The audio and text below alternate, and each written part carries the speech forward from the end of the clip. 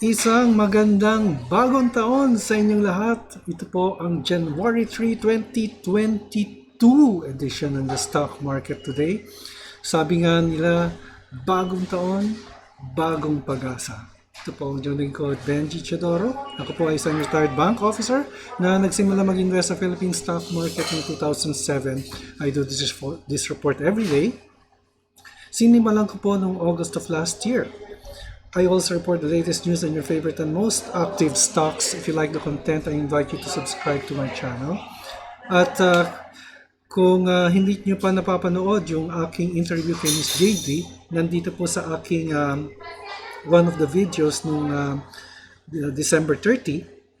At nag-joint vlog po kami nung December 28. Tapos pinalabas ko po yung video nung December 30. Panoorin nyo po, napakaganda at marami po kayong matututunan. Kung meron po kayong stocks na gusto ipa-review, paki-comment lang po sa comment box at aking ipa-prioritize. Ang ating financial news ay tungkol sa CONVERGE. Ang resulta ng trading sa ating PSE ngayong araw, January 3, 2022. Huwag kayong alis. Dito lamang sa The Stock Market Today.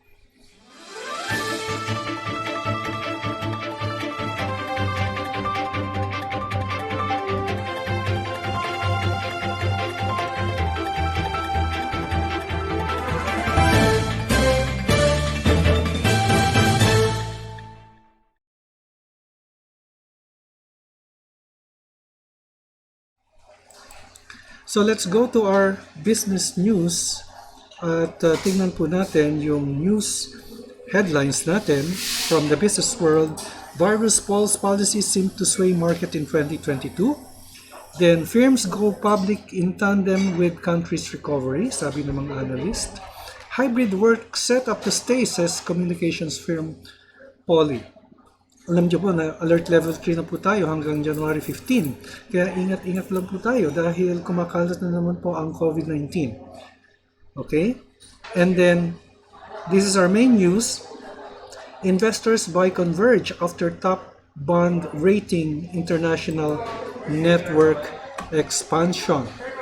So investors snatched up on fiber internet company provider CONVERGE ICT shares last week following a high credit rating given by its bond offering an increased international network facility. Data from the Philippine Stock Exchange showed CONVERGE ranked 11th in value turnover with a total of 485.16 million of 15.14 million shares traded from December 27 to 31. CONVERGE closed at 31.90 last Friday, down 3.3% from a 33 per share close on December 24. Shares in the company have more than doubled since the start of 2021. So, tingnan po natin si CONVERGE mamaya at para makita po natin kung how CONVERGE is performing. At very bullish po ang CONVERGE dahil startup company po siya. And before we go to the Philippine Stock Exchange Index, let me go to our comments of our dear subscribers. Welcome po sa ating new subscribers, si Elviza Aquino. And then we have Harvey, bago po nating subscriber. Kerwin 2K commented, Happy New Year. New subscriber po si Bong SLZR. Happy New Year, sabi ni Makiuso. Happy New Year po sa inyong lahat. And marami pong bumabati ng Happy New Year. Great discussions. Comment po ni Mike Miguel doon po sa ating conversations with Miss JD. God bless and Happy New Year, sir. May we all prosper in the stock market in 2022. There is Omicron threat maybe in the early quarter of 2022, but I remain positive. Tama po yan. Positive po tayo lagi sa ating dealings. And tingnan pa natin, meron pa po iba? Okay. So yan po ang Okay, meron pa po. No? New subscriber, Eddie Chacon. And YOLO. So sabi ni Rudy Mateo, Happy New Year, sir. Okay, nagawa ko na to. Pure gold. Okay, so that's it for our subscribers. And let's now go to the Philippine Stock Exchange and the Philippine Stock Exchange Index. Oh, by the way, meron po akong papalabas na bagong video tungkol po sa dividend yields in 2021, yung sa PSE Index. No, yung mga stocks sa PSE Index na may pinakamalaking dividend yield, abangan niyo po yan. Ipapalabas ko na po within maring today or tomorrow. So let's now go to the Philippine Stock Exchange and the Philippine Stock Exchange Index.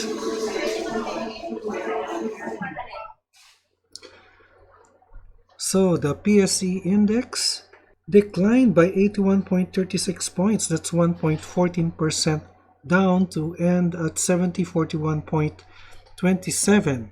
And I think the second successive day of this downward sentiment on the PSE has something to do with the surge on COVID-19 cases. Article dito on Business World, market to remain volatile. So I think that's causing the index to slide further down, and it is now at support level at the 100-day exponential moving average, which is acting as our support. So nasa 70.81 po yung exponential moving average natin, but the index is even lower than that. But just like what I've explained before, the support and resistance are not exact points, but these are areas. So let's now look at the market summary. 141 companies declined, 66 advanced, while 40 remained unchanged. The all-share index is also in the red, declining by 1.05%. All the sectoral indices are down except for mining, which registered a 1.19 climb. Now, the losers was led by properties at 2.90%, followed by the financials at 1.58%.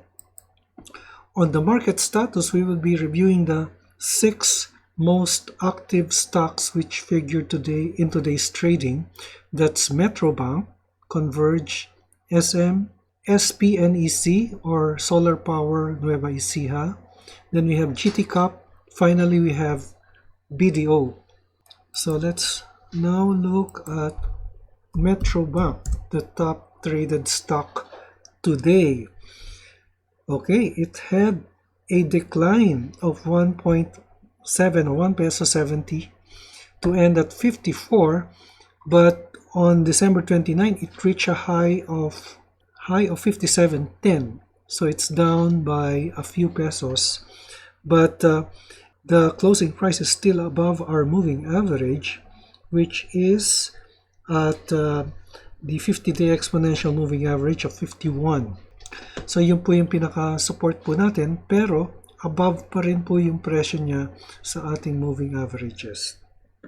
So I would say that the stock, Metrobank stock, is still bullish, with RSI above the midpoint at 54.99 or almost 55.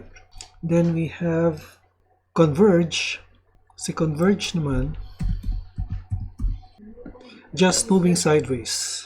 Okay, just moving sideways to CONVERGE, but it ended down today at 31.15. So nakita po natin sa balita kanina, naka-receive po siya ng highest rating sa rating companies, ano? But it continues to move sideways. And the sideways movement began last October. So it reached a high somewhere in November, but it went down again. And as our indicators are piercing through the candlesticks, indicating a sideways movement. So 31.15 po siya ngayon, down 75 centavos. And then after CONVERGE, we have SM. Okay, si SM naman, naku, down si SM. Down 11 pesos. It is now at, tingnan natin, support level. Sa support level po siya. Ito po ang support niya. Yan, sa 300 or 932, which is the closing price. And then again, SM is affected by the surge in COVID cases kasi part of their business is the mall business, pero SMPH po yun. But this is the market sentiment, and it continues to move downwards, and it is now at the support area. So RSI is also low, 42. So if it continues to move down, the next support level would be within this area. Ito po, sa area to, nasa 909. 900 to 909 yung next support area po ni SM. Then after SM, let's take a look at solar power, SPNEC.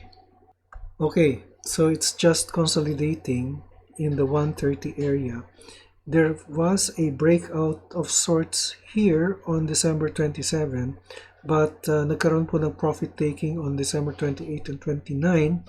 Now, it is just, it ended in the green, but it appears to be consolidating. So there is a support forming here at 114 to 115, and the resistance forming here somewhere in this area at 139.